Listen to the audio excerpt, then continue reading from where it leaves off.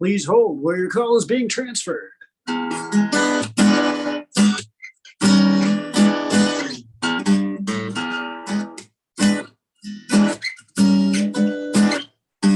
thank you very much. Hey, the guitar man. Hey, what's up? Oh, just doing a little jamming. Yeah, sounding good, sounding good.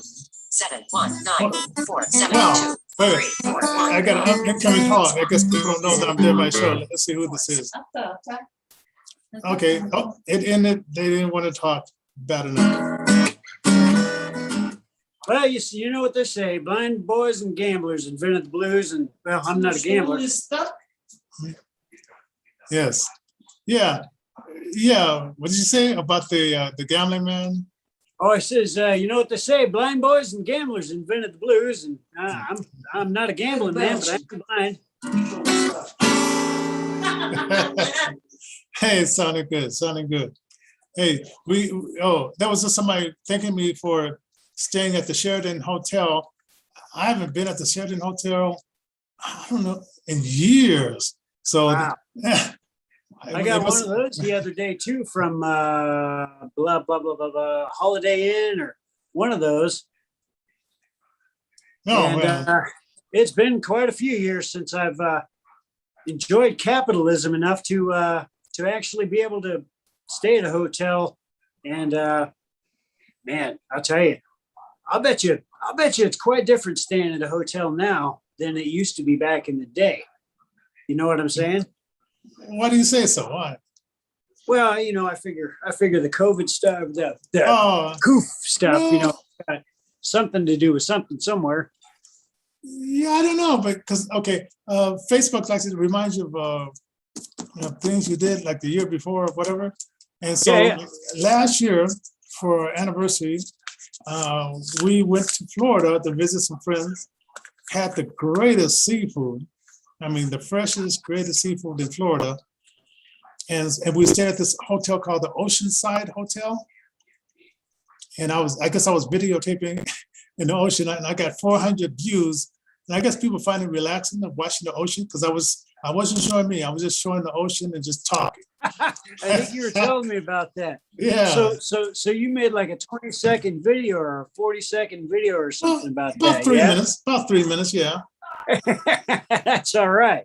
And it's like all these views, and I guess maybe they love the ocean and seeing the boats going across and all that kind of stuff. And I said, wow, okay, I should do that more often. Oh, wow. So it's something relaxing about the ocean.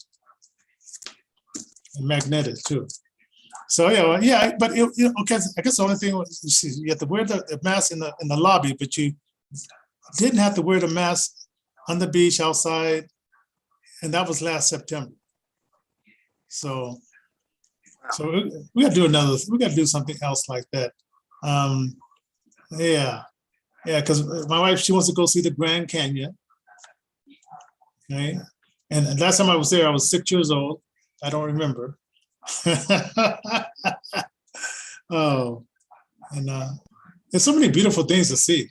Oh, this past Friday was 1776.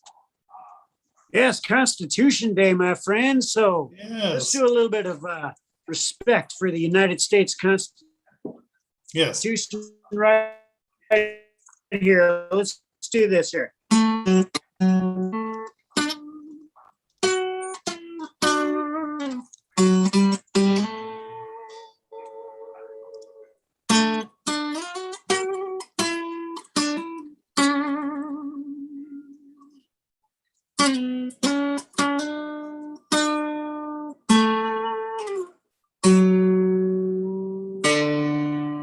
That'll be on my album. Hey, I promise.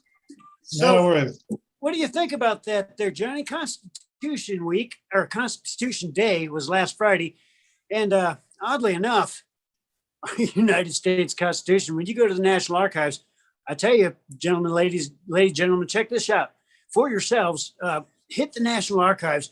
It does take a little bit of digging, but once you do get into the founding documents, you will notice that they are indeed marked with a little bit of trigger warning action going on. Talking a little bit about maybe some outdated words and concepts that don't have any real meaning or value to today's society because we're in a progressive society, a society that's sliding towards socialism, and so. Yes. That's the unfortunate thing. So what you have to do is you have to get rid of the actual history, good or bad. And you've got to rewrite that history so that it's got a narrative behind it. Otherwise, socialism just ain't going to fly. Yeah. It never has. Yeah. And we have to decide on our republic how we're going to control this democracy and the capitalist versus the socialists, which they've been around for a long time in this country. Well, let's break this down for a second. What is capitalism and what is socialism? Now, for you and me, it might be a little bit different, and just like it's different for everybody else. What's your take on capitalism first off, and then I'll tell you my take on it. Capitalism is where you get a chance to achieve your abilities, and you get a chance to fail, and you get a chance to win. And to me, I mean, there's enough to go around, which a lot of people lose sight of that, and then they get greedy and say, "Oh, there's not enough to go around," and they start getting like crazy about it. But the true sense of capitalism to me is when everybody says, "Okay, let's do the best we can to go forward," and there's enough to go around. So let's keep going in a positive direction to get to the top of the mountain.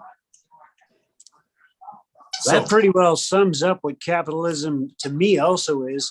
It gives the individual free ability to make as much of an impact or as little of an impact in society as they want.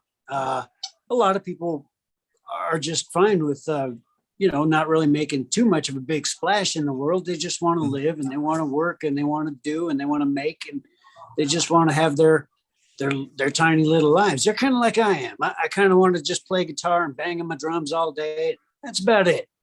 I don't have any big aspirations to be a big radio star or rock star, none of that. Although I do like playing Red Rocks once in a while, and I'm going to miss that because, well, anyway.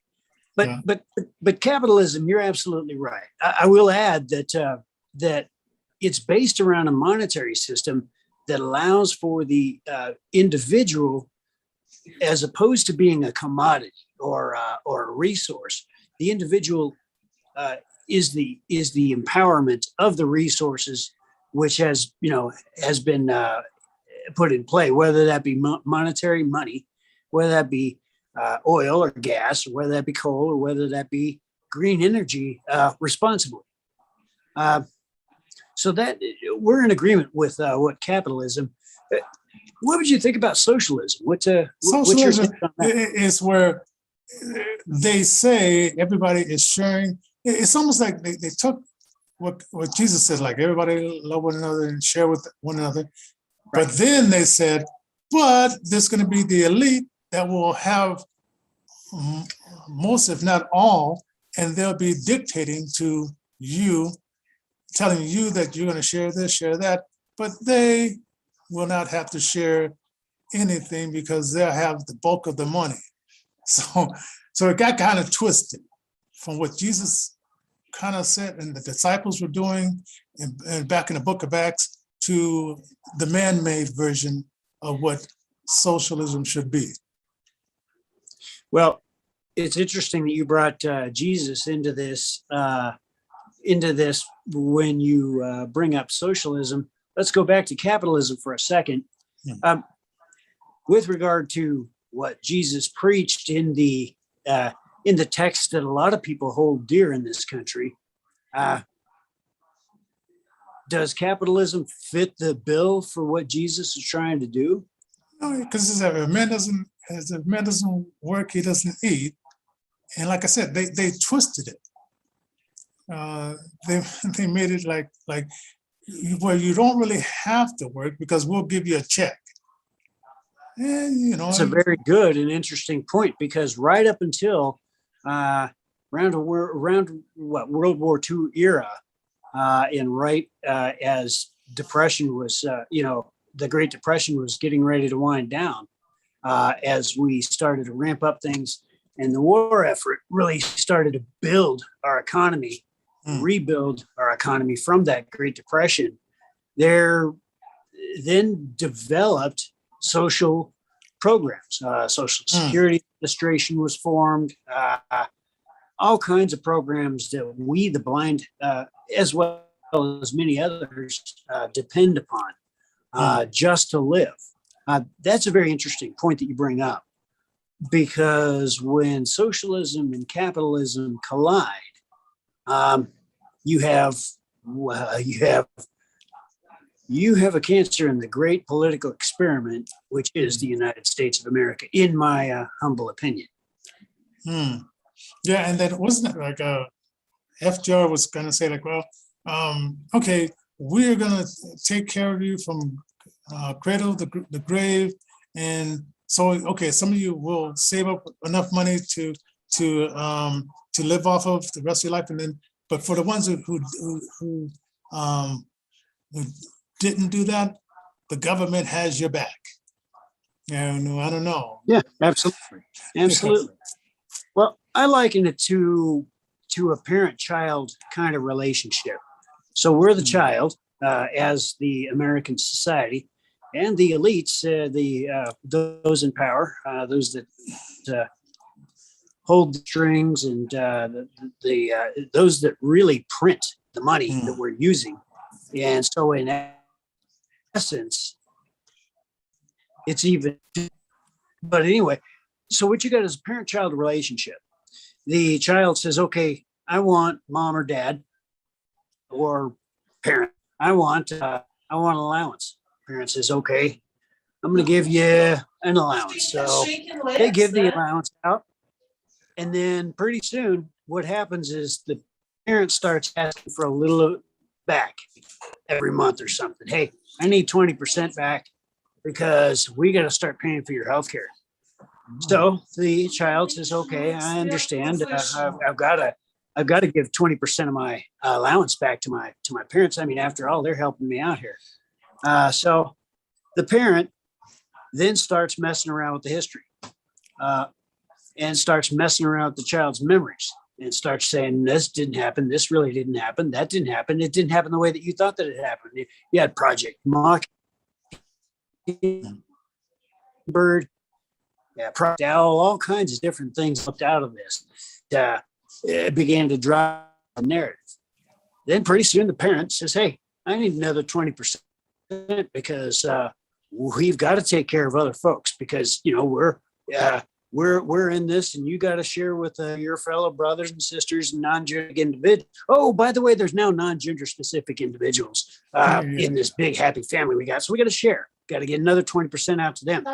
So pretty soon you're giving 40% of what you're even making to Big Daddy, Big Mommy, whatever parent.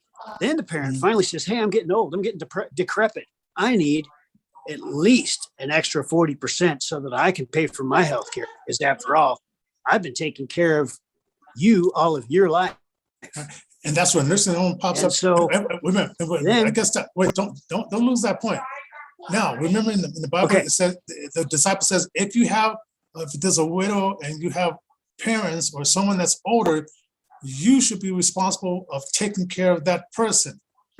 And somehow, when in our society, it got twisted, where now we have nursing homes and these other people who really don't even care, just like this 86-year-old lady that was put out in the sun for 6 hours and died.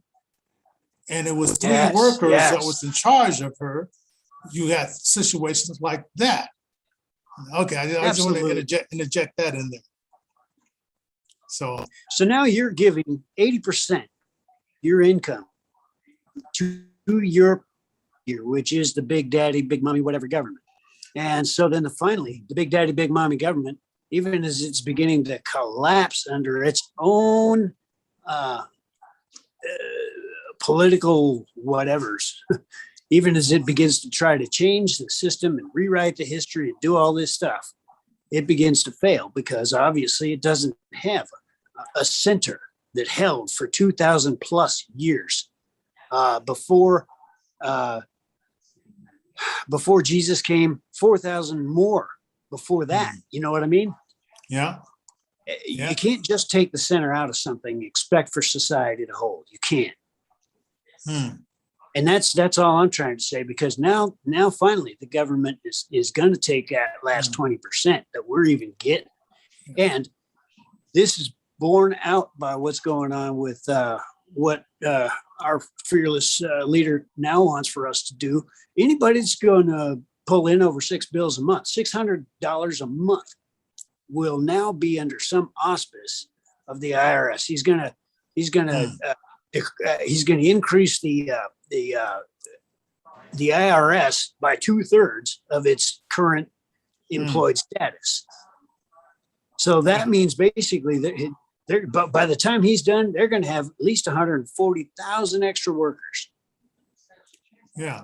And if you haven't heard about this, it's like they want to pass this bill. Yeah, they want to pass a bill. The part of this bill, the $3 trillion thing, so the IRS will be checking your bank account. Anything you receive over $600, they have the tools to go in and say, well, what did you get that extra $700? Where did you get the extra $200 above the $600? And there'll be microcrowd, because right now it used to be if you did a transaction over $10,000, that's when they would come in and start looking at you closer. But now they want to bring it down to 600 because they want to get total control over even the least of us. Well, and I will tell you this, Johnny. Over the last 6 months, cryptocurrency has dropped by $10,000. So if you had a Bitcoin about 6 months ago worth $50,000, it's now worth just over $40,000. So not even the precious digital currency that everybody has been touting is a way around this possible thing that might come down the pike, or is actually coming down the pike now. But then you have gold, you've got silver, you've got all your precious metals and all your precious resources, which are being sold on the market, stuff like that. These are going to be more easily monitored because, of course, everything like that has to still be transacted digitally, unless you're talking about hard monetary assets like gold, like silver, and that kind of thing. Now, for us, that's a dream that's never going to come true. We'll never own gold. We'll never own silver, none of that, because we're on fixed incomes. That means we're always broke, folks. Yeah. And it's interesting that $100 is going to be the minimum at which you're going to start being monitored. So that means even those at the poverty level and below will be monitored for what money they do put in a bank account or use in a net spend or other meta bank. So everything is now monitored, folks. So enjoy your free country. That's about all I got to say about that. But what we can do is you have the power to fire these people. Election, you have to. That's right. You got to get some other candidates that will say what they mean and mean what they say, and not switch it once they get in there. And if they do, fire them with your vote.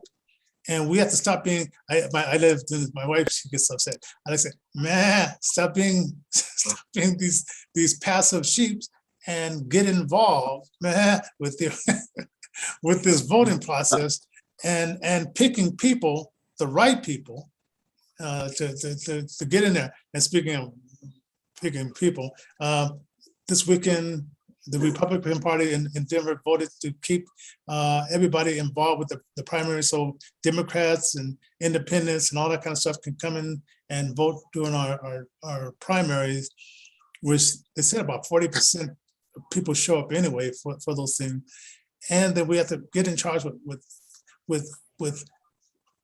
if they want to water down our who we would pick on our platform, we have to get in there and come in force and not be lazy during these primaries, and get in there and vote for the people that we know that's going to do the constitutional thing and do the right thing. And that's a good thing that you bring up, is because we're one of the very few states that actually has a constitutional party. So let's say you're not Republican. Let's say you're not quite a Democrat. Let's say you're not even a libertarian. Well, the constitutional party might just be for you folks. Check that out. Definitely. I didn't get the link. I'm sitting here playing with my dog while I'm doing the show. Yeah. Yeah. Oh, But, yeah. Go ahead. I was just going to say, it's an interesting point that you bring up, because Colorado is one of the few constitutional party states. As a matter of fact, talking about states and things like this, if one is truly unhappy about a situation, the correct way to bring up a redress of public grievance, especially to our federal government, as the people, what we can do is we can call our senators, our state senators, and that's for each state, and call for a convention of states. What that's going to allow is for all of these things to be looked at. Whether or not our Constitution should survive as it has been written. And man, we need to call for a convention of states, I believe. And talk to your neighbors. Talk to your neighbors. All this isolation that they've been doing to try to keep us separated. Don't fall for that. Don't keep falling for all the stuff. It's actually brilliant what they've done by allowing for this pandemic, which we've been living under, to isolate us, because it's forced us to be able to work from home now. It's forced us to be able to not ever have to leave our homes for anything if we don't want to. And social creatures, we're beings that have to have contact with our brothers and sisters. We have to have church contacts. We've got to have at least friends, even if we're not bent towards a God and towards our country. We've got to have friends. So, I mean, and they've got to be real friends, people we can connect with, not this high-tech, high-touch connection, but I mean, a real connection. You got to get together with friends once in a while. And ladies and gentlemen, I want to say, don't let these things make you forget about what this bandito Biden did in Afghanistan, leaving our people behind, getting 13 people killed, and killing 10 people who the Taliban told them those are enemies, so hit them with the drone, and they end up killing 7 children and 3 adults, because we were basing our intelligence over what the Taliban was saying. And maybe the Taliban said, hey, let's take out this Good Samaritan. He's helping people, but he's an enemy to the Taliban. So let's tell the Americans to strike that one and kill somebody so we don't have to do it. All right. So don't forget about the destruction that this bandito Biden has done, and what they're doing on the border too. They're throwing out all these Haitian single men, but they're still letting these drug cartels, who are single men, and coyotes, single men, and these sex traffickers, single men, drive that traffic in America, and then they're distracting you with the guys and the horses rounding up these single Haitian guys and putting them on planes and sending back 6,000 of them, thinking that 6,000 can compare to the 200,000 that came in August. No comparison. I'm telling you, there's no comparison with that. And then, you hear about the fact that there might be whips being employed. Well, and then you find out, well, they're not whips, they're called split straps. Well, I don't know what a split strap is, or a whip, or a whatever, but man, bottom line is, this becomes a humanitarian crisis at some point, does it not? I mean, when you've got a potential for 11 million people, projected potential, at least according to my projections, over the next 4 years, man, if things keep going the way they're going, we're going to have 11 more million to feed by 2024. Yeah, and look at the ones that are blocking Cubans and Haitians who might not vote Democrat. So they say, That's- oh, no, yeah, we don't want those guys who vote Republicans. We want as many of these people that are looking for a welfare, social, free medical and free housing. We want those people who in our country rather than the ones that will be productive. So, yeah, you got to look behind the scenes, ladies and gentlemen, because it's definitely they're trying to put the smoking screen up there and say, look over here when you should be looking over there. And the bottom line is this, man. Can't really talk about too much of this stuff. Can't really get too bent out of shape about stuff. Can't really use certain words. Can't really blah, blah, blah, blah, on and on and on and on and on. Does this sound like a free country to you, folks? Yeah. Does this sound like something you want to be living in? I mean, come on. Oh, and I heard that the new code words is it's like, do you want the vacation and do you want the juice? So those are Absolutely right. Those are the new code words that you can say without the algorithm of Facebook and YouTube coming after you. So remember, vacation and juice. I just heard that on the Vicky something show on the I don't know Whatever they come. the Black Financial Station. I heard Vicky Diller. That's her name, Vicky Diller. Yeah. Whatever they come up with, whatever sort of algorithms they want to block, they'll block. That's the bottom line, ladies and gentlemen. Is this something you are hip with? Oh, and they're even blocking. I'm taking this class with the guy. He teaches fasting and just keeping your body in health, using vitamins and herbs. And then they're even suppressing his algorithms, and he's only talking about healthy living. Oh yeah, that's another thing.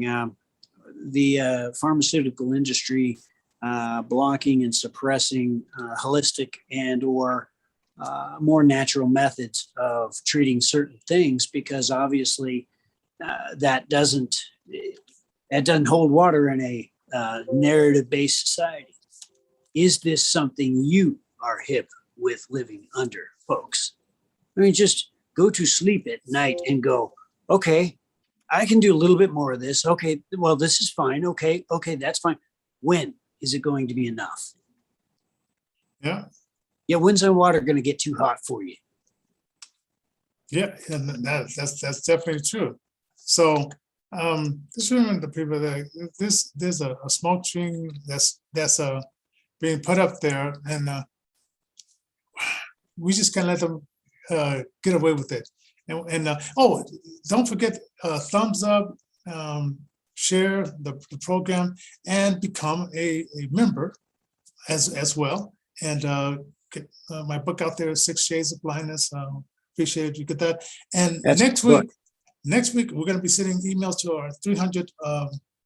We have 312 people on our email list. Yeah, and we're going to be sending out this thing because we're going to be doing our fundraiser next week and the week after, and you'll be getting, if you're on our list, you'll be getting emails. We're trying to raise, for that 312 people.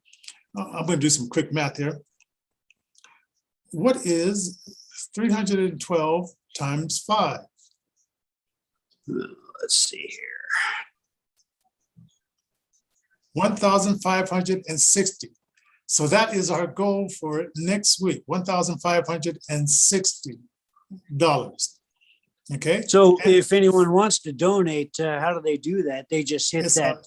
PayPal.me/InnervisionDenver. That's PayPal.me/InnervisionDenver.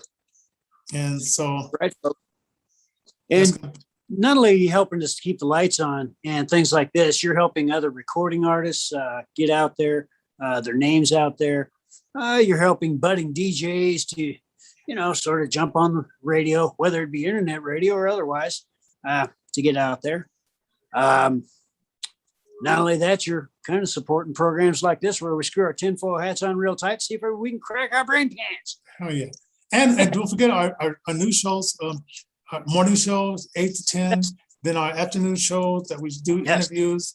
Then on the Saturday, we have Alfonso clone show, which I guess you can get to that. And then we have the new show by Robert Rando, and that's Fridays 3 to 5, and then 5:30 to 5:30 to 6 o'clock. And next week we'll also be doing our drive time show as well. And then of course, we have our Zoom show. So we got a lot of things we're adding to our radio station, and this is fun. And it's like getting into programming the station is really fun. And we could even stick your voice in there if you want to do some recordings, and then just send them over, and we'll put you in part of our either drive time show or morning show. So voice track. And if you got some ideas, hit us up at info@innervisionfm.com. That's our email there. And be a guest DJ. And I can, okay. Sometimes I got so many things to do. So I'll be back in touch with you guys that said you want to be a guest DJ, and we'll make that happen. Okay. So we're gonna have some fun. We're having some fun. We're gonna have some fun. So hey, stick in there, and let's see. Oh man, we're over time a little bit by 1 minute. We're over. Okay, so we'll see you guys tomorrow. Hang in there, and God bless. Now, God bless, and just remember, everybody, God is good, and He's got our back. Oh yeah. Okay. See you tomorrow, folks. God bless. See you tomorrow.